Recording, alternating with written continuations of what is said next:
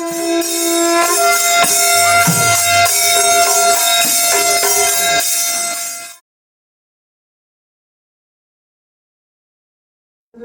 miyam, koi hujik, Jalalpur, MAHADEVPUR Part I, Manipuri, Gaon, Manipuri Basti, dan laksaba, koi sing sajaba, aduga,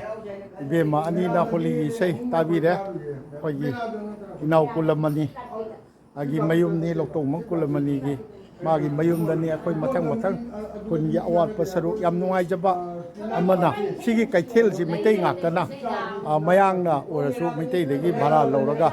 khamni hai kaithel du chacharaga tai kulaki khara ucharaga Bangladesh ki border bhauba chachage aduga madu bhauba chacharaga khoi Jalalpur da lakcharaga mafam sida leiriba mitai khungangsibu khwaigi mafamda chorapa masak matakcha nabo khona jabadu losinna ba tawjage kulamani gi yumsi sumaina chingdong oina leiraga tawi yumsi maisi nauna ma thabaksu ada leibanina misu leitabajani ada flooring ga loisendariana yamna kano tawnaga mana haidana tawi ado yam nungaina lei sumai tawdana atai leihoba yumsingchu nungai yai fana lei bazar chakige akoi thokchare si moi tong bongi kanu si kolop sidi yam lingna leigre sumai tawdana kakhalaga sumai tawdana chingdong oina yam nungai amdau mali kalenda budi sabagi si khulaktani akoi amuk thokchare ise akoi Bangladesh border du akoi barak turel na border oimane adu bawdang di chachage inak na adu anak pada asongi wang Bangladesh ta maitai kun leite ya silet yam lap khro male koi ngasai lap ko mafam du yaure bamon gi aiga kartik hogi mayum du la koi gari leire koi ujik thokchare koi kathel na chingba adegi Bangladesh border du somdai chatoi ro bazar degi orun jaga do bazar na hana tarak toi natro hoi ngasai khon changok ta lew budur natro nate manung changdei mi o manung o khonglan gani akhoi gi maitai gi oina leiba bazar ne ba masi tabada maitai gi low ngaktani haibagumba maitai gi bazar ni haibagumba masi ni aina tabada yam nungai jari se ada khura koi chunda hadik jet chatera oi chatera dam orun chumna ye ngai ngasai la ko do mang da khara nungai ti maitai suning thabak suning daba yam chumna lo ada ahal laman jing nadi yam phajana moi gi thambirami ne ba ai ko kai ding thambirami ka chong lam ji kan bi ra da taw birami ne ba mapak se mitai gi ngakan si mitai gi dan ga mitai gi lam ngakan se chinga se wo je le gi ne pata le ban tra mitai gi lam ngakan loi yon gre mitai gi ta gi mitai gi kana gu gi dum pina le na yon gi su ja du dum ko pele pura oi rom da raja oi da oi sida kathian ma sam su leine ko sidi chum lei bane ba sidi ham bastan oram ba ke koi gidra ba ine bastan ka unta bastan udi a bazar takra bazar gari di sigal lei bidi gari di ada phone lei bidi tana singa tujen singa maitai gi ra sa singa bisi pia di lei chul pia lei si thong saran men thong man lei de barak lo sib jo barak nate ba bolesor ni mami bolesor to khera bolesor jing lei chandar pa jing ma bolesor e Bangladesh ai diri min se Bangladesh ma gi kunum ga hai ba jar ising phajana lei tulen jing ji kang de barak deli gi yam khonglang kang ga bane se kang ya ji sing lei oi ne kang bo ta mana Manipur ki tulen jingam di mana dre pura si karino ko gi lai phang maitai gi ro kai no ꯄꯨꯝꯅꯃꯛꯀꯤ ꯏꯕꯥꯏꯁꯦ ꯃꯥꯅ ꯁꯦꯝꯒꯠꯂꯛꯄꯅꯤ ꯃꯥꯒꯤꯅꯤ ꯃꯥꯒꯤ ꯂꯝꯕꯤꯁꯦ ꯑꯣ ꯃꯌꯨꯝꯁꯨ ꯁꯤꯅꯤ ꯁꯤꯅ ꯑꯩ ꯃꯥꯔꯦ ꯑꯩ ꯑꯗꯨꯝ ꯍꯔꯦꯟ ꯂꯥꯛꯄꯗ ꯑꯝꯇꯪ ꯆꯪꯉꯝꯁꯤꯁꯦ ꯑꯣ ꯆꯪꯁꯤ ꯁꯤꯒꯤꯅ ꯑꯥꯗꯕꯨꯁꯦ ꯁꯤ ꯃꯣꯏꯒꯤ ꯂꯝ ꯉꯥꯛꯇꯅꯦ ꯕꯖꯥꯔ ꯑꯣ ꯃꯣꯏꯒꯤ ꯃꯣꯏ ꯃꯆꯤꯟ ꯃꯅꯥꯎꯒꯤ ꯃꯈꯨꯔꯥ ꯃꯇꯨꯡꯒꯤ ꯂꯝ ꯉꯥꯛꯇꯅꯦ ꯑꯣ ꯅꯣꯏ ꯑꯅꯦꯛ ꯃꯣꯏꯒꯤꯁꯦ ꯈꯨꯔꯥꯒꯤ ꯉꯥꯛꯇꯅꯦ ꯃꯣꯏ ꯃꯆꯤꯟ ꯃꯅꯥꯎ ꯂꯩꯌꯦꯕ ꯁꯤꯁꯤ ꯅꯥꯀꯟ ꯑꯅꯤꯃꯛꯅꯤꯀꯣ ꯕꯖꯥꯔꯁꯦ ꯃꯣꯏ ꯀꯠꯊꯣꯛꯏꯅꯤ ꯃꯣꯏ ꯃꯈꯨꯔꯥꯁꯤꯡꯅ ꯀꯠꯊꯣꯛꯏꯅꯤ ꯕꯖꯥꯔ ꯌꯧꯔꯕ꯭ꯔꯣ ꯍꯧꯖꯤꯛ ꯕꯖꯥꯔ ꯌꯧꯗ꯭ꯔꯤ ꯑꯁꯤ ꯅꯣꯇꯨꯟ ꯕꯖꯥꯔ ꯑꯍꯨꯝꯕ ꯕꯖꯥꯔ ꯑꯁꯤ ꯕꯖꯥꯔꯁꯦ ꯂꯣꯏꯈ꯭ꯔꯦ ꯕꯖꯥꯔꯁꯦ ꯑꯩꯅ ꯑꯥꯗ ꯂꯤꯡꯕꯗꯒꯤ ꯕꯖꯥꯔ ꯇꯧꯕꯗꯒꯤ ꯃꯨꯠꯂꯦ ꯑꯣ ꯁꯣꯝꯒꯤ ꯑꯦꯝ ꯏ ꯁ꯭ꯀꯨꯜꯁꯦ ꯃꯈꯣꯏꯅ ꯀꯠꯄꯅꯤ ꯁꯤ ꯕꯖꯥꯔꯁꯨ ꯑꯩꯈꯣꯏꯅ ꯀꯠꯄꯅꯤ ꯃꯥꯒꯤ ꯂꯝ ꯌꯥꯝ ꯁꯥꯊꯤꯅ ꯂꯩꯔꯝꯃꯦ ꯌꯥꯝ ꯂꯩ ꯍꯧꯖꯤꯛꯁꯨ ꯂꯩꯔꯤꯕ꯭ꯔꯣ ꯂꯝꯁꯤꯕꯣ ꯍꯧꯖꯤꯛꯇꯤ ꯃꯈꯣꯏꯒꯤ ꯂꯩꯔꯤ ꯍꯧꯖꯤꯛ ꯕꯖꯥꯔꯁꯦ ꯃꯈꯣꯏꯒꯤ ꯁꯤ ꯖꯣꯟꯅ ꯂꯣꯏꯔꯕ ꯉꯥꯛꯇꯅꯤ ꯁꯤꯗꯤ ꯖꯣꯜꯂꯦ ꯁꯥꯏꯒꯤ ꯃꯇꯦꯛꯁꯤꯗꯤ ꯖꯣꯜꯂꯦ ꯑꯩ ꯁꯨꯝ ꯆꯠꯅ ꯑꯗꯨꯝ ꯂꯤꯒꯦ ꯂꯝꯒꯤ ꯃꯃꯜꯗꯤ ꯀꯔꯝꯍꯥꯏꯅ ꯂꯩ ꯑꯣꯖꯥ ꯃꯃꯜꯗꯤ ꯁꯤꯗ ꯇꯥꯡꯉꯦ ꯀꯊꯥꯗ 14,000 14,000 ꯏꯁ ꯀꯊꯥꯗ ꯂꯥꯛ 13,000 ꯏꯃꯥꯏ ꯑꯗꯨꯗꯤ ꯌꯧꯈ꯭ꯔꯦꯍꯦ ꯁꯤꯒꯤꯅ ꯃꯣꯏꯒꯤ ꯂꯝ ꯑꯗꯒꯤ ꯃꯣꯏ ꯑꯗꯨ ꯁꯤꯗꯤ ꯆꯠꯊꯣꯛꯈ꯭ꯔꯦ ꯀꯩꯊꯦꯜ ꯑꯗꯨ ꯁꯤꯔꯣ ꯀꯩꯊꯦꯜ ꯑꯁꯥꯡꯐꯧ ꯂꯩꯌꯦ ꯀꯩꯊꯦꯜ ꯑꯗꯨꯝ ꯍꯧꯔꯦꯅꯦ ꯃꯩꯇꯩꯗꯒꯤꯅꯦꯕ ꯁꯤꯒꯩꯒꯤ ꯍꯧꯈ꯭ꯔꯦ ꯏꯕꯥꯏ ꯍꯧꯖꯤꯛ ꯍꯥꯏꯗꯤ ꯃꯩꯇꯩꯒꯤꯅꯦꯕ ꯗꯨꯀꯥꯟꯁꯤꯡꯁꯦ ꯗꯨꯀꯥꯟꯗꯤ ꯃꯌꯥꯡꯒꯤꯅꯤ ꯂꯝ ꯃꯩꯇꯩꯅ ꯑꯗꯨꯝ ꯚꯔꯥ ꯄꯤꯊꯣꯛꯏꯅꯤ 이바이비 두칸 제가 나때 아이나 하자버디 빌딩징제 미테기네바 소송이 빌딩 좀 미테기나 미테기 같다네 이기니 좀 빌딩 뭐이 바라 비토고 마양나 바라 비토고네 저기 마양테 손대기 돈 소장들 랩세요 손대 하이데 오나 하이로 랩세 뭐데 문데 장남다 딱까 거기 아시 이노니 바스네 손대 하이데라 하이로 좀 그래 जलालपुर कैनोनी जलालपुर की कैनो से इजा कुशियार है बा कुशियारपुर बाजार मैतई थोले मैतई नुपी से कुशियारपुर बाजार है अदो मसी मैतई की अखोगी प्लॉट सिंह से मैतई न मपू होइबना नंबा अदुगा मयांग सिंहदा बरा सांदोकपा मैतई मसाजु खरा थोकपा फै ओजा बोकुल लोगी आयाम ओजा बोकुल दी यामना चाहिए 86 नत्रो ngसाइदो 86 हाइदा 84 गोपाल ओजा गोपाल अदा 85 84 85 ता कुचु कमेंट छेंगदना यामना कनो तौदना तौबिरि सिमलाउ बागी मिटेगी ngakten ओ मिटेगी ngakतने बा ओजा गोपाल लोगी इनाउ नुपागी कनो सिंग बिल्डिंग हाइतारे ने माना मपू ओइबा mayang sing si yam nungai jai adu maitai na su sumaina dukan phamba ngamdabsi karigino sin leite dai dai family se mai buso soja uja kari grocery shop cheng cha kare kada waida o changuse o si oja gopal gi manau nu pagi kari ming ko boja dilip Jagopal gi BSF ki kian ne ba magi sidi pura complexum ni ne market complexum ne ba ayeng o leiri ba mukso as masima yam nungai jagre yengbiyo Jalalpur Bangladesh border da maitai yum humpu mari khak leiba MAHADEVPUR Part 1 harga khangna ba maitai khungang sina MAHADEVPUR haibro MAHADEVPUR haibro o MAHADEVPUR Part 1 si Jagopal gi manau nupa khogi Dilip BSF ki hobildar oiramba amagi kaino na yam chawba market complex ama haitar building ama si ju yam nungai ba kaino ni yam nungai jai masidi koi Jalalpur si ju yamna nungai ai bi marang kakhlai ba adu maitai na low mayam ama yon thokre ai jo si nga kaya pi bau ko ri je बाव 400 টাকা kilo 400 আসিদি ইটা এটা 300 টাকা KG কুড়ি নি কুড়ি Sila lokal.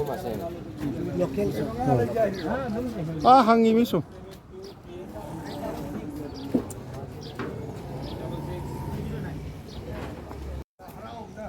mang da chaliba oja gopal hoina kal iba kai do bosidi yam yam gre lam lam LP school gi lam kai khen gi lam Karbar se tongning de. hoi hoi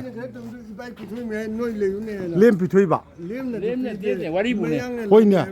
Pi da ngi ki bai na tham. Mitai ma zapre ma pirmi. Oh. Ira ba mitai ma nam na pirmi bo. oja gi di wori bro chik so building cha Dai sa sum gi ne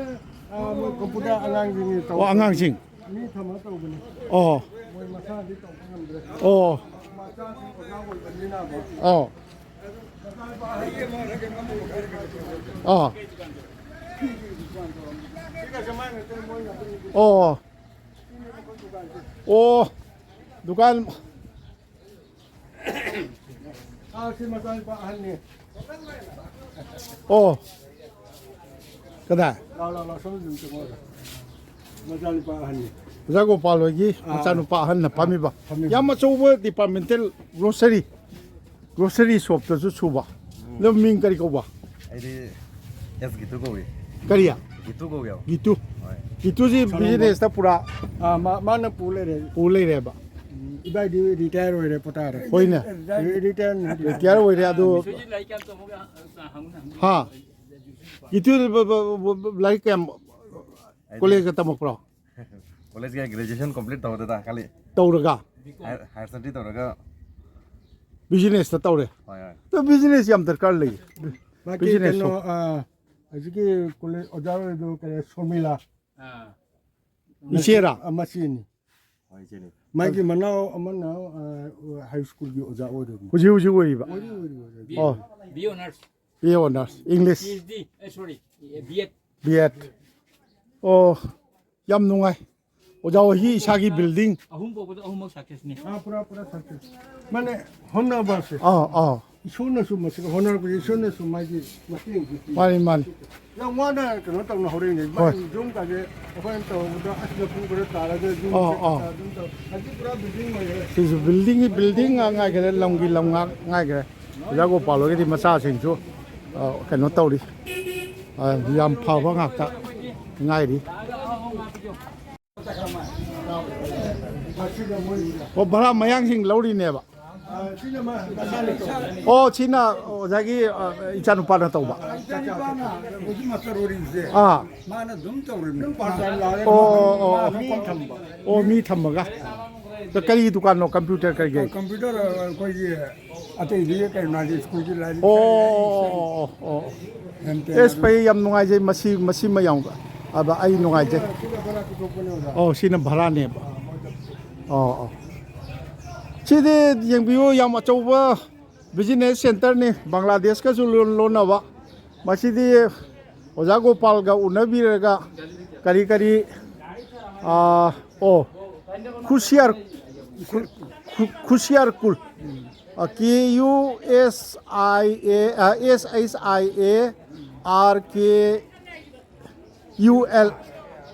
khusiar kul bazar haina Jalalpur haidana le sida maitai gina namdana leire oja gopal hoina lamju yam puthok kat mane bazar gi nangta ada hana leiramba bazar si hongdok padagi si yai ni ado yam nungai re sidi sida business tawbiraba yai oja chinga tanabiraga tei macha sing na kanau mo Manipur da Imphal da business tawbo go e gai na khanbi ba sing na lamdam masom da lakpiraga business ki mana hek border da leiba border town ni ada bangla kano border khairi ba barak ju karmai tawno akoi angta changjaraga angta yengjage aduga pawdam jage jokol kadawba sim o matei gi dukan jingak tane ba ko pawgi as barang ak tane ba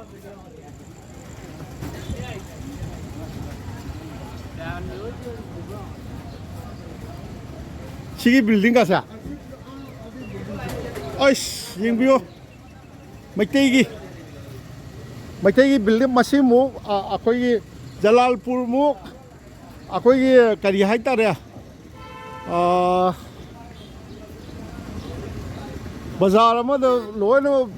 more than 70% ꯃꯩꯇꯩꯒꯤ property ꯑꯣꯏꯔꯒ ꯑꯗꯒꯤ ꯃꯩꯇꯩꯅꯁꯨ ꯂꯝ ꯀꯠꯂꯒ ꯍꯧꯔꯛꯄ ꯈꯨꯁꯤꯌꯥꯔ cool ꯍꯥꯏꯕ꯭ꯔꯥ ꯍꯧꯖꯤꯛꯀꯤꯗꯣ ꯈꯨꯁꯤꯌꯥꯔ cool ꯁꯤꯗꯤ ꯑꯉꯛꯄꯅꯤ ꯌꯥꯝ ꯅꯨꯡꯉꯥꯏꯖꯈ꯭ꯔꯦ ꯂꯣꯏꯅꯃꯛ ꯃꯩꯇꯩꯒꯤ ꯀꯩꯅꯣ ꯉꯥꯛꯇꯅꯦ ꯍꯥꯏꯌꯦ ꯑꯗꯣ ꯃꯁꯤꯗ ꯕꯤꯖꯤꯅꯦꯁꯁꯨ ꯍꯦꯛꯇ ꯃꯩꯇꯩꯅ ꯆꯣꯡꯊꯣꯛꯑꯒ ꯑꯣ ꯁꯤꯐꯥꯎꯁꯦ ꯑꯣ ꯁꯤꯅ ꯑꯃꯨꯛ ꯏꯅꯥꯎ ꯌꯥꯏꯃꯒꯤ ꯁꯥꯗ꯭ꯔꯤꯕ ꯑꯣ ꯂꯝꯗꯤ ꯑꯣꯖꯥ ꯍꯣꯏꯒꯤꯅꯦꯕ ꯑꯣ ꯁꯤ ꯌꯦꯡꯕꯤꯌꯨ ꯃꯃꯥꯡꯗ ꯌꯨꯝ ꯃꯆꯥ ꯑꯃꯗꯤ ꯁꯥꯔꯦ ꯑꯣ ꯌꯨꯝ ꯃꯆꯥ ꯑꯃꯅꯤ ꯁꯥꯕ ꯍꯧꯔꯛꯑꯦꯕ 시수 모이기 어렵는데. ꯑꯣ 라다공자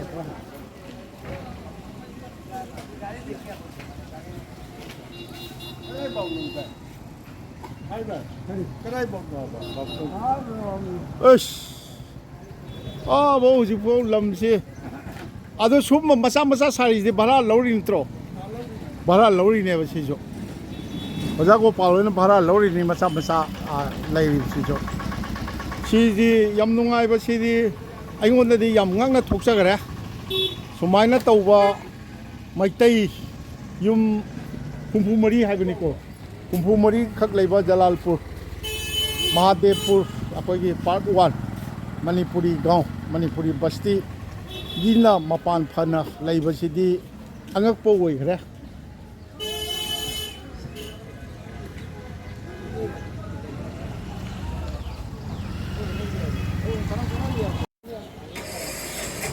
ꯃꯁꯤꯒꯤ ꯂꯝꯁꯤꯒꯤ ꯃꯃꯤꯡꯁꯤ ꯎꯕ꯭ꯔꯥ ꯀꯨꯁꯤꯌꯥꯔ ꯀꯨꯜ ꯍꯥꯏꯕꯅꯤꯀꯣ KUSHIARKUL ꯑꯣꯏꯕꯅꯤ ꯔꯣꯃꯥꯟ ꯁ꯭ꯀ꯭ꯔꯤꯞꯇ ꯊꯥꯕ ꯃꯇꯝꯗ ꯌꯥꯝ ꯆꯥꯎꯔꯛꯀꯗꯕ ꯀꯩꯅꯣꯅꯤ ꯕꯖꯥꯔꯅꯤ ꯍꯧꯖꯤꯛꯁꯨ ꯐꯖꯅ ꯀꯩꯊꯦꯜ ꯑꯣꯏꯔꯁꯨ ꯌꯥꯝ ꯀꯩꯊꯦꯜ ꯑꯄꯤꯛꯄ ꯀꯩꯊꯦꯜ ꯍꯥꯏꯕ ꯌꯥꯗ꯭ꯔꯦ ꯌꯥꯝ ꯐꯖꯅ ꯗꯨꯀꯥꯟ ꯑꯆꯧ ꯑꯆꯧꯕ ꯂꯩꯔꯦ ꯑꯗꯣ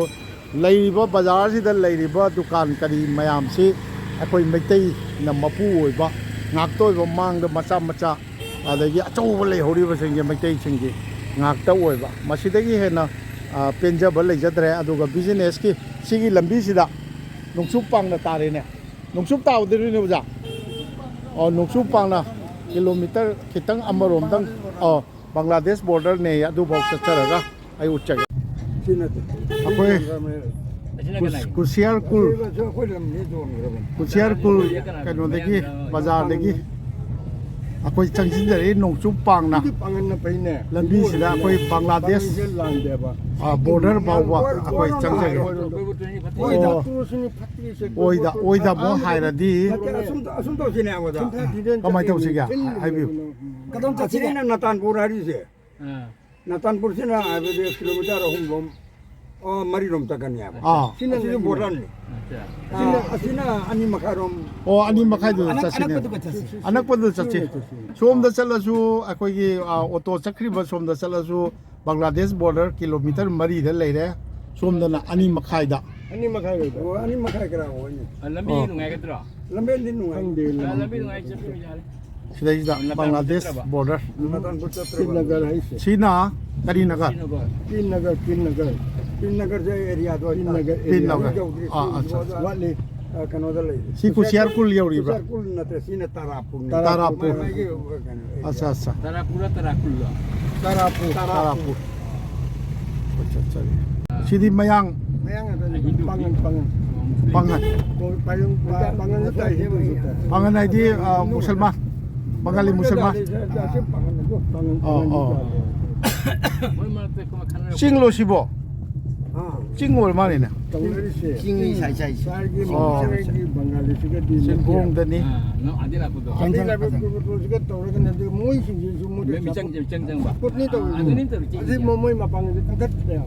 ꯑꯗꯨ ꯑꯩꯅ ꯍꯥꯏꯔꯤꯅ ꯀꯔꯤ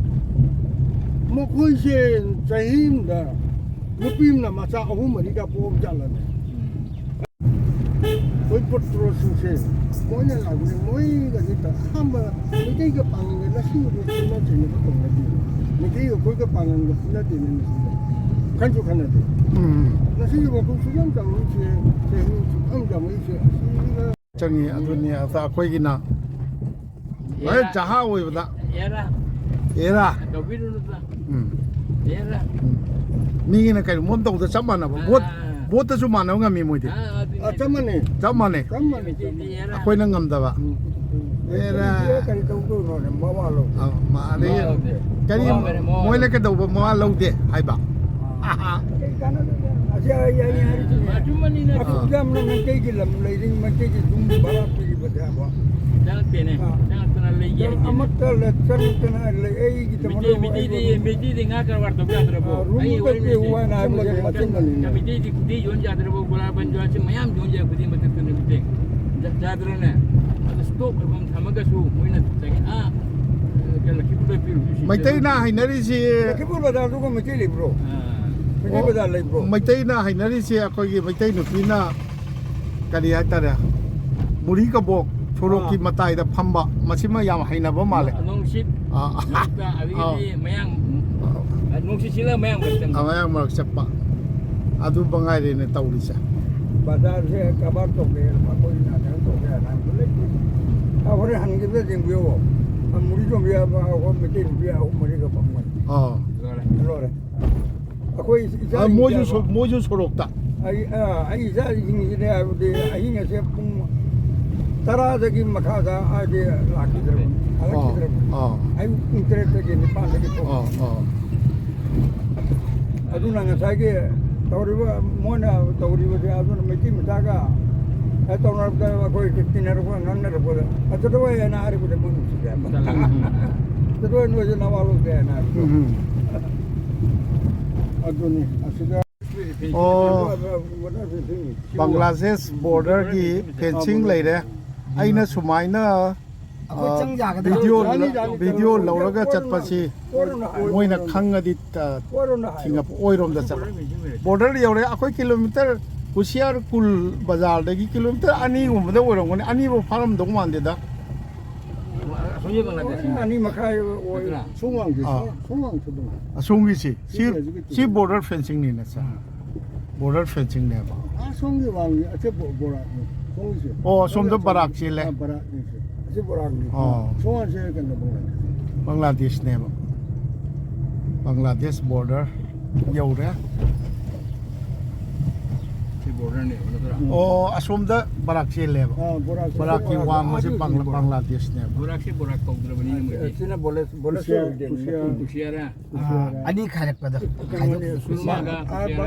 Usiara. si kana wai da barak si ani thokri no badarpur Badarpur haidaraga Haidaraga o barak or su barak ko dre ba Amar sulma. surma ni oh si chuma surma kusiara khai dei dana kan wade ki khai ramne kan ori ki korte Bangladesh Beri border tu kerja kalian pun.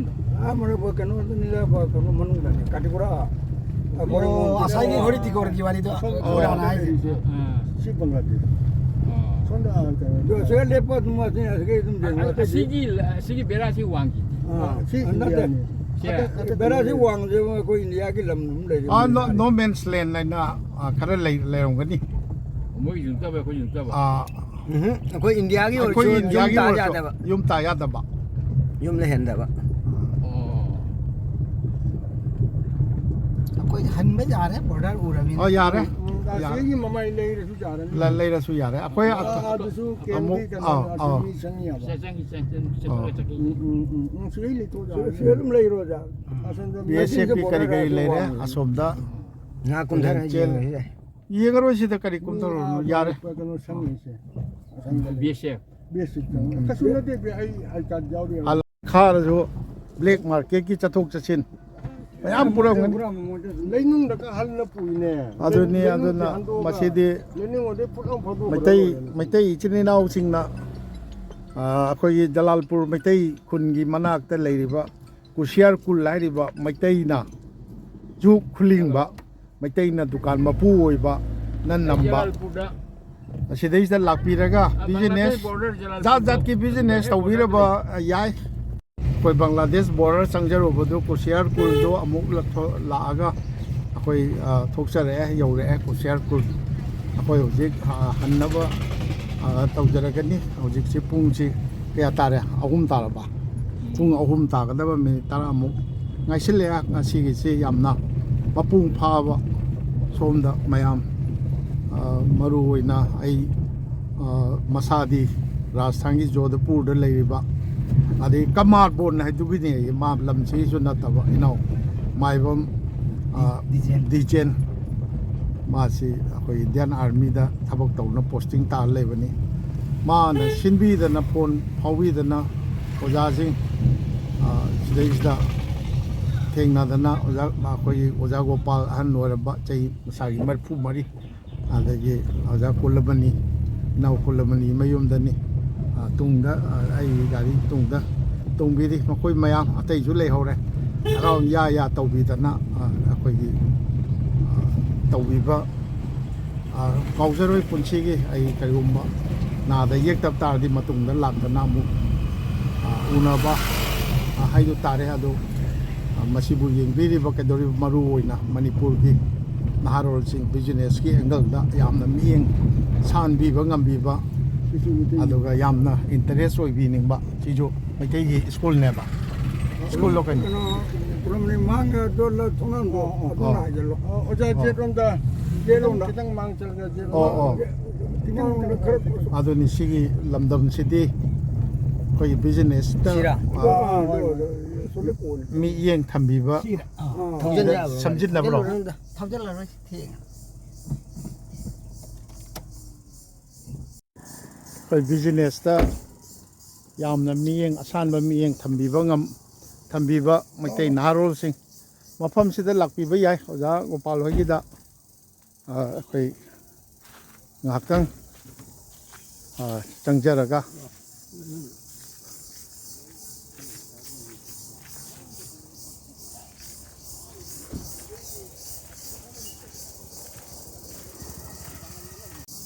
ꯑꯣꯖꯥ ꯒꯣꯄꯥꯜ ꯍꯣꯏꯒꯤ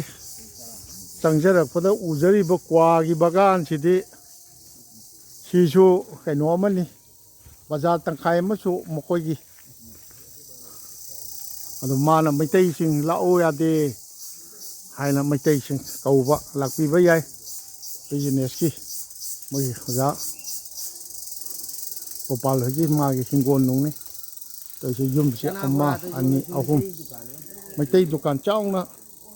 ꯌꯥꯝ ꯆꯠꯀꯅꯤ hotel ꯇꯧꯕ ꯐꯥꯎ ꯆꯠꯀꯅꯤ ꯍꯧꯖꯤꯛꯀꯤ ꯃꯐꯝꯗꯨꯗꯤ ꯀꯩꯅꯣꯗ ꯀꯔꯤ ꯌꯥꯝ ꯂꯩꯌꯦꯕ ꯃꯣꯏꯒꯤ ꯕꯤꯖꯤꯅꯦꯁ ꯁꯦꯟꯇꯔꯅꯤꯅ ꯑꯩꯈꯣꯏꯒꯤ ꯆꯥꯛ ꯍꯣꯇꯦꯜꯒꯨꯝꯕ ꯀꯩꯒꯨꯝꯕ ꯈꯦꯆ꯭ꯔꯤ ꯕꯣꯔꯥ ꯀꯔꯤ ꯇꯧꯗꯅ ꯃꯩꯇꯩꯒꯤ ꯑꯣꯏꯕ ꯑꯃ ꯇꯧꯕꯁꯨ ꯑꯌꯨꯛ ꯉꯟꯇꯥꯗꯒꯤ ꯍꯧꯕ ꯁꯤꯅꯤ ꯑꯗꯨ ꯀꯔꯣꯔꯄꯇꯤ ꯍꯥꯏꯕ ꯇꯥꯔꯦꯅꯦ ꯑꯩꯈꯣꯏ ꯑꯣꯖꯥ ꯒꯣꯄꯥꯜ ꯑꯩꯈꯣꯏꯁꯦ ꯑꯗꯨ ꯏꯆꯝ ꯆꯝꯅ ꯌꯥꯝꯅ ꯀꯩꯅꯣ ꯇꯧꯕ ꯑꯣꯏꯇꯥꯔꯒꯁꯨ ꯌꯦꯡꯕꯤꯌꯨ ꯃꯄꯥꯟꯗ ꯂꯩꯍꯧꯔꯤꯕ ꯃꯑꯣꯡꯁꯤꯡꯗꯣ ꯑꯣꯖꯥ ꯍꯜꯂꯤꯕꯨꯡ ꯑꯣꯖꯥ ꯒꯣꯄꯥꯜ ꯍꯣꯏꯒꯤꯗ ꯉꯥꯏꯍꯥꯛꯇꯪ ꯆꯪꯉꯤꯁꯤ ꯏꯁꯤꯡ ꯈꯤꯇꯪ ꯑꯣꯏꯔꯁꯨ ꯊꯛꯈꯤꯁꯦ ꯍꯥꯏꯔꯤꯁꯦ ꯉꯥꯏꯍꯥꯛꯇꯪ ꯆꯪꯖꯒꯦ ꯑꯩꯅ ꯖꯂꯥꯜꯄꯨꯔꯗ ꯂꯥꯛꯆꯕꯁꯤꯗꯤ ꯑꯣꯟꯊꯣꯛꯅ ꯅꯨꯡꯉꯥꯏꯖꯕ ꯍꯥꯏꯗꯨ ꯑꯣꯏꯖꯈ꯭ꯔꯦ ꯑꯩ ꯑꯣꯖꯥ ꯑꯩꯒꯤ ꯇꯥꯖꯧꯒꯤ ꯆꯍꯤꯒꯤ ꯂꯣꯡꯒꯥꯅꯤ ꯑꯣꯖꯥ ꯒꯣꯄꯥꯜꯁꯦ ꯁꯔꯨꯡꯕꯝ ꯒꯣꯄꯥꯜ ꯆꯍꯤ 34 ꯑꯗꯨꯕꯨ ꯑꯣꯖꯥꯗꯧꯅ ꯀꯔꯤꯒꯨꯝꯕ ꯏꯁꯣꯔꯅ ꯀ꯭ꯔꯤꯄꯥꯗꯒꯤ ꯁꯨꯃꯥꯏꯅ ꯀꯟꯅ ꯄꯨꯟꯁꯤꯖꯔꯕꯗꯤ ꯃꯥꯂꯦꯝ ꯄꯨꯝꯕꯗ ꯂꯩꯔꯤꯕ ꯃꯩꯇꯩ ꯇꯥꯔꯤꯕ ꯃꯐꯝꯁꯤꯗꯤ ꯑꯩ ꯊꯨꯡꯅꯕ ꯆꯠꯄ ꯁꯣꯏꯗꯅ ꯉꯝꯖꯒꯅꯦꯅ ꯑꯩ ꯊꯥꯖꯖꯩ ꯀꯩꯅꯣꯗ ꯍꯧꯖꯤꯛ ꯌꯦꯡꯕꯤꯌꯨ ꯑꯩꯈꯣꯏꯅ ꯖꯂꯥꯜꯄꯨꯔ ꯑꯩꯈꯣꯏꯒꯤ ꯀꯨꯁꯤꯌꯥꯔꯤ ꯀꯨꯜ ꯍꯥꯏꯕ꯭ꯔꯥ ꯀꯨꯁꯤꯌꯥꯔꯤ ꯀꯨꯜ ꯕꯖꯥꯔ ꯆꯠꯆꯔꯨꯕꯗꯨ ꯑꯣꯖꯥꯅ ꯌꯦꯡꯉꯨ 84 ꯂꯝꯖꯤꯡꯕꯤꯔꯤꯕꯅꯤ ꯑꯩꯈꯣই ꯀꯩꯅꯣꯒ ꯇꯧꯅꯗꯤ ꯈꯨꯟ ꯃꯔꯛꯇ ꯆꯠꯄ ꯀꯩꯗꯧꯕ ꯌꯨꯝꯗ ꯄꯨꯁꯤꯟꯕꯤꯔꯦ ꯑꯪꯒꯨꯔ ꯃꯈꯜ 2ꯅꯤ ꯄꯤꯖꯕꯤꯕꯁꯦ ꯑꯩꯅ ꯂꯣꯏ ꯁꯥꯗꯣꯛꯆꯔꯦ ꯑꯩꯗꯤ ꯍꯩ ꯔꯥꯁꯦ ꯈꯔ ꯄꯥꯝꯖꯕꯅꯤ ꯑꯗꯨꯝ ꯆꯥꯈ꯭ꯔꯗꯤ ꯁꯨꯡꯍꯟ ꯍꯟꯗꯕꯖꯥꯠꯅꯤ ꯑꯗ ꯑꯁꯨꯃꯥꯏꯅ ꯇꯧꯗꯅ ꯇꯧꯏ ꯑꯩꯈꯣই ꯂꯥꯛꯆꯔꯦ ꯏꯁꯨꯁꯤꯡ ꯎꯅꯖꯔꯒ ꯍꯧꯖꯤꯛꯁꯤ ꯄꯨꯡꯁꯨ 3 ꯍꯦꯜꯂꯕ꯭ꯔꯣ 3:30 ꯇꯥꯔꯦ ꯑꯩꯈoi ꯐꯅꯌꯥꯝ ꯂꯥꯞꯄꯤ ꯍꯟꯗꯛꯃꯨꯛ ꯂꯝꯕꯤꯗ ꯆꯠꯈꯤꯕꯗꯗꯤ ꯑꯩꯈoi ꯕꯗꯔꯄꯨꯔ ꯔꯣꯝꯗ ꯆꯠꯀꯗꯕꯅꯤ ꯕꯗꯔꯄꯨꯔ ꯔꯣꯝꯗ ꯆꯠꯄꯁꯤꯗꯩꯁꯤꯗ ꯑꯩꯈꯣꯏꯒꯤ ꯒꯨꯝꯕ꯭ꯔꯥꯁꯨ ꯊꯦꯡꯅꯗꯣꯏꯔꯥ ꯒꯨꯝꯕ꯭ꯔꯥ ꯂꯥꯟꯒꯅꯤ ꯑꯗꯩꯗ ꯒꯨꯝꯕ꯭ꯔꯥ ꯍꯥꯏꯁꯤ ꯒꯝꯚꯤꯔ ꯁꯤꯡꯍꯅ ꯄꯥꯜꯂꯝꯕ ꯃꯐꯝꯗꯨꯅꯤ ꯑꯗꯨꯝꯕꯗꯨꯗꯤ ꯆꯪꯖꯔꯔꯣꯏꯒꯦ ꯃꯊꯪꯒꯤꯗ ꯑꯃꯨꯛ ꯍꯥꯏꯔꯤꯕ ꯃꯐꯝ ꯑꯩꯈꯣꯏꯒꯤ ꯒꯨꯝꯔꯥꯒ ꯍꯥꯏꯁꯤꯗꯤ ꯌꯥꯝ ꯆꯥꯎꯕ ꯑꯩꯈꯣꯏꯒꯤ ꯃꯩꯇꯩꯒꯤ ꯃꯅꯤꯄꯨꯔꯒꯤ ꯏꯇꯤꯍꯥꯁꯀ ꯄꯨꯋꯥꯔꯤꯒ ꯁꯥꯒꯣꯟꯅꯕ ꯂꯝꯗꯝꯅꯤ ꯑꯩꯈꯣꯏꯒꯤ ꯏꯅꯥꯎ ꯀꯨꯂꯝꯃꯅꯤ ꯑꯩꯈꯣꯏꯒꯤ ꯌꯨꯝꯗꯅꯤ ꯆꯥꯛ ꯆꯥꯖꯕ ꯃꯌꯥꯝꯁꯤ ꯑꯩ ꯊꯥꯒꯠꯆꯒꯦ ꯑꯗꯨꯒ ꯑꯣꯖꯥ ꯑꯩꯈꯣꯏꯒꯤ ꯒꯣꯄꯥꯜꯒꯤ ꯀꯩꯅꯣ ꯏꯁꯨꯁꯤꯡ ꯏꯃꯧꯁꯤꯡ ꯍꯥꯏꯐꯦꯠꯇꯪ ꯎꯅꯖꯔꯒ ꯉꯁꯤ ꯑꯩꯈꯣꯏꯅ ꯀꯩꯅꯣ ꯀꯔꯤ ꯑꯩꯈꯣꯏꯒꯤ ꯑꯣꯖꯥ ꯍꯣꯏꯒꯤ ꯂꯩꯕꯁꯦ ꯆꯍꯤ 250 ꯆꯍꯤ ꯑꯩꯈꯣꯏꯅ 200 ꯍꯦꯟꯕ ꯍꯥꯏꯗꯤ ꯒꯝꯚꯤꯔ ꯁꯤꯡ ꯍꯣꯏ ꯃꯇꯝꯗꯒꯤ ꯂꯩꯔꯛꯑꯕꯅꯦꯕ ꯑꯗꯣ ꯑꯗꯨꯒꯤ ꯃꯇꯝꯁꯤꯗ ꯌꯥꯝꯅ ꯕꯪꯒ꯭ꯂꯥꯗꯦꯁ ꯕꯣꯔꯗꯔ ꯃꯌꯥꯗ ꯌꯥꯝ ꯇꯥꯝꯅ ꯀꯁꯥꯔ ꯖꯤꯂꯥꯒꯤꯗꯤ ꯈ꯭ꯋꯥꯏ ꯃꯇꯥꯏ ꯈ꯭ꯋꯥꯏ ꯃꯅꯨꯡ ꯃꯇꯥꯏ ꯍꯥꯏꯇꯥꯔꯦꯀꯣ ꯑꯣꯏꯕꯗꯨ ꯂꯩꯔꯒꯁꯨ ꯌꯥꯝ ꯁꯦꯡꯅ ꯑꯩꯈꯣꯏ ꯀꯔꯤ ꯍꯥꯏꯇꯥꯔꯦ ꯃꯩꯇꯩꯅꯤ ꯀꯥꯏꯅꯒ ꯆꯞ ꯆꯥꯅ ꯋꯥꯉꯥꯡꯗ ꯁꯉꯥꯡꯗ ꯀꯔꯤꯗ ꯐꯖꯅ ꯂꯩꯕꯁꯦ ꯅꯨꯡꯉꯥꯏꯖꯩ ꯑꯗꯨꯅꯤ ꯑꯗꯣ ꯉꯁꯥꯏꯒꯤ ꯑꯃꯨꯛꯀꯁꯨ ꯍꯟꯅ ꯍꯥꯏꯖꯒꯦ ꯑꯣꯖꯥ ꯍꯣꯏꯒꯤ ꯂꯟ ꯊꯨꯝꯅ ꯇꯪꯈꯥꯏ ꯍꯦꯜꯂꯤꯕ ꯑꯩꯈꯣꯏꯒꯤ ꯀꯨꯁꯤꯌꯥꯔꯀꯨꯜ ꯕꯖꯥꯔ ꯏꯟꯇꯔꯅꯦꯁꯅꯦꯜ ꯕꯣꯔꯗꯔ ꯇꯥꯎꯟꯅꯤꯅꯦ ꯆꯞ ꯃꯥꯟꯅꯕ ꯑꯩꯈꯣꯏꯒꯤ ꯕꯪꯒ꯭ꯂꯥꯗꯦꯁ ꯕꯣꯔꯗꯔ ꯃꯅꯥꯛꯇ ꯂꯩꯔꯤꯕ ꯇꯥꯎꯟꯁꯤ ꯌꯥꯝꯅ ꯕꯤꯖꯤꯅꯦꯁꯀꯤ ꯈꯨꯗꯣꯡꯆꯥꯕ ꯑꯩꯈꯣꯏꯒꯤ ꯑꯁꯣꯝꯗ ꯂꯩꯍꯧꯔꯤꯕ ꯇꯥꯎꯟ ꯀꯩꯅꯣꯒꯤꯗꯗꯤ ꯌꯥꯝ ꯍꯦꯜꯂꯦ ꯃꯈꯣꯏꯅ ꯆꯥꯎꯈꯠꯄ ꯑꯗꯣ ꯃꯩꯇꯩ ꯏꯆꯤꯟ ꯏꯅꯥꯎꯁꯤꯡ ꯂꯥꯛꯄꯤꯕ ꯌꯥꯏ ꯇꯥꯟꯅꯕꯤꯔꯒ ꯁꯤꯗ ꯁꯥꯔꯨꯡꯕꯝ ꯑꯣꯖꯥ ꯒꯣꯄꯥꯜ ꯂꯩꯔꯦ ꯀꯨꯂꯝꯅꯤ ꯍꯣꯏ ꯌꯨꯝꯅꯥꯛꯇꯨꯒ ꯂꯩꯌꯦ ꯉꯁꯥꯏꯗꯣ ꯂꯧꯇꯣꯡꯕꯝ ꯑꯩꯈꯣꯏꯒꯤ ꯃꯌꯥꯝ ꯂꯩꯔꯦ ꯑꯩꯈꯣꯏꯒꯤ ꯌꯥꯝꯅ ꯉꯁꯥꯏ ꯑꯩꯈꯣꯏꯕꯨ ꯇꯔꯥꯝꯅ ꯑꯣꯛꯄꯤꯗꯅ ꯀꯩꯗꯧꯕ ꯌꯥꯝꯅ ꯑꯩꯈꯣꯏꯒꯤ ꯃꯤꯑꯣꯛ ꯐꯕ ꯈꯨꯡꯒꯪ ꯍꯥꯏꯇꯥꯔꯦ ꯑꯗꯨ ꯍꯦꯛꯇ ꯂꯥꯛꯄꯤꯌꯨ ꯑꯗꯨꯒ ꯎꯅꯕꯤꯌꯨ ꯍꯥꯏꯕꯁꯤꯃ ꯑꯩ ꯊꯝꯖꯅꯤꯡꯉꯤ ꯑꯩ ꯏꯁꯨꯁꯤꯡ ꯏꯃꯧꯁꯤꯡ ꯍꯥꯏꯐꯦꯠ ꯎꯅꯖꯔꯒ ꯑꯩ ꯉꯁꯤꯒꯤ ꯈꯣꯡꯆꯠꯁꯤ ꯂꯣꯏꯁꯤꯟꯖꯅꯕ ꯇꯧꯖꯒꯦ ꯖꯥꯒꯣꯄꯥꯜꯒꯤ ꯃꯁꯨ ꯅꯨꯄꯤ ꯅꯪꯅ ꯑꯍꯜꯂꯣ ꯈ꯭ꯋꯥꯏ ꯑꯍꯜꯂꯣ ꯅꯃꯤꯡ ꯀꯔꯤ ꯀꯧꯏ ꯗꯦꯕꯣꯔꯥ ꯁꯤꯡꯍꯥ ꯌꯨꯝꯅꯥꯛ ꯍꯥꯏꯌꯣ ꯖꯨꯡꯒꯤ ꯌꯨꯝꯅꯥꯛ ꯍꯥꯏꯌꯣ ꯍꯥꯏꯔꯒ ꯑꯩꯈꯣꯏꯒꯤ ꯁꯥꯒꯩ ꯍꯥꯏꯌꯣ ꯁꯥꯒꯩ ꯆꯅꯝꯕꯝ ꯗꯦꯕꯣꯔꯥ ꯁꯤꯡꯍꯥ ꯅꯣꯏꯅ ꯆꯅꯝꯕꯝꯂꯣ ꯁꯔꯨꯡꯕꯝ ꯅꯠꯇꯕ ꯍꯩꯃꯥ ꯀꯃꯥꯏꯅ ꯇꯧꯔꯤꯅꯣ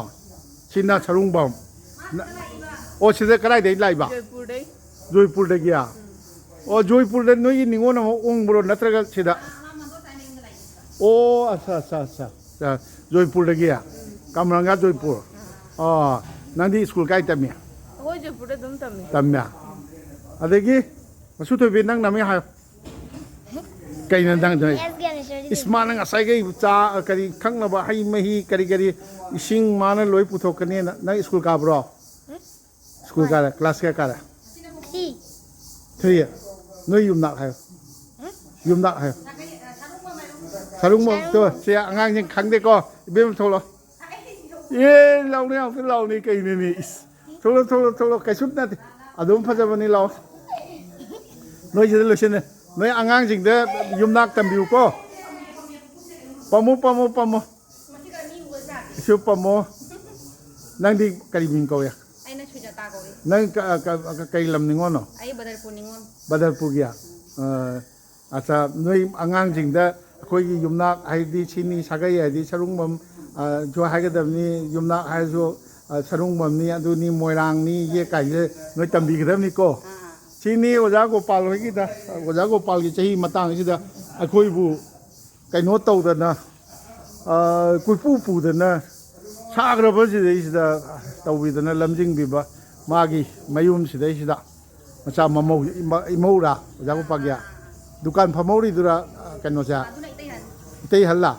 ꯅꯣꯏ ꯅꯨꯄꯥꯅ ꯀꯩ ꯊꯕꯛ ꯇꯧꯔꯤꯕ ꯑꯣ ꯑꯣꯖꯥ ꯑꯣꯏꯌꯦꯕ ꯅꯣꯏꯒꯤꯗꯤ ꯀꯩꯅꯣ ꯌꯥꯝ ꯅꯨꯡꯉꯥꯏ ꯌꯥꯏꯐꯕ ꯊꯕꯛꯀ ꯆꯥꯎ ꯇꯧ ꯃꯥꯜꯂꯦ ꯅꯤꯉꯣꯟꯁꯨ ꯀꯩꯁꯨ ꯑꯗꯨꯅꯤ ꯑꯗꯣ ꯃꯁꯤꯗꯩꯁꯤꯗ ꯑꯩꯅ ꯖꯂꯥꯜꯄꯨꯔꯗ ꯂꯥꯛꯆꯔꯒ ꯃꯐꯝꯁꯤꯗ ꯂꯩꯔꯤꯕ ꯃꯩꯇꯩꯁꯤꯡ ꯈ꯭ꯋꯥꯏꯒꯤ ꯃꯐꯝꯗ ꯆꯥꯎꯔꯥꯛꯄ ꯁꯛꯇꯥꯛ ꯆꯥꯎꯅꯕ ꯍꯣꯠꯅꯖꯕꯗꯨ ꯃꯇꯥꯡ ꯑꯁꯤꯗ ꯂꯣꯏꯁꯤꯟꯖꯒꯦ ꯃꯍꯧꯁꯥꯒꯨꯝ ꯁꯅꯊꯣꯡꯒꯤ ꯃꯅꯤꯟꯗ ꯀꯣꯟꯁꯝ ꯑꯩꯍꯥꯛꯅ ꯇꯥꯕꯤꯔꯤꯕ ꯌꯦꯡꯕꯤꯔꯤꯕ ꯈ꯭ꯋꯥꯏꯒꯤ ꯃꯐꯝꯗ ꯅꯣꯂꯨꯛꯆꯔꯤ